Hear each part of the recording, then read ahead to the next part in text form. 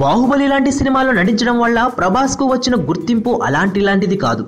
అయితే ఆ సినిమా కోసం వెచ్చిస్తున్న సమయమే యంగ్ రెబల్ స్టార్ అభిమానులకు కంగారు పుట్టిస్తోంది. ఇప్పటికే 3 ఏళ్లు కరిగిపోయాయి. పెళ్లి వాయిదా పడిపోయింది. అయ్యిందేదో అయ్యిందిలే.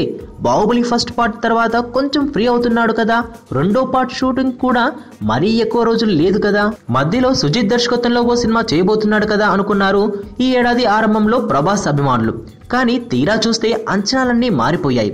బాహుబలి షూటింగ్ అయ్యాక కూడా ఖాళీ అవ్వలేదు ప్రభాస్. ప్రమోషన్లతో బిజీ అయిపోయాడు. విడుదల తర్వాత కొన్నాళ్ళు రెస్ట్ తీసుకుని మళ్ళీ బాహుబలి 2 కోసం రెడీ అవుతున్నాడు.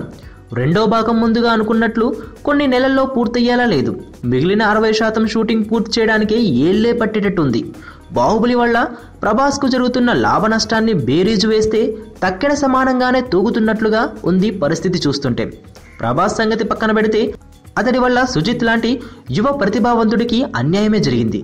రన్ రాజా రన్ లాంటి సూపర్ సక్సెస్ఫుల్ మూవీతో దర్శకుడిగా అరంగేట్రం చేసిన సుజిత్ ప్రభాస్ కోసం స్క్రిప్ట్ సిద్ధం చేసుకుని దాదాపు ఏడాదిగా కూర్చున్నాడు సుజిత్.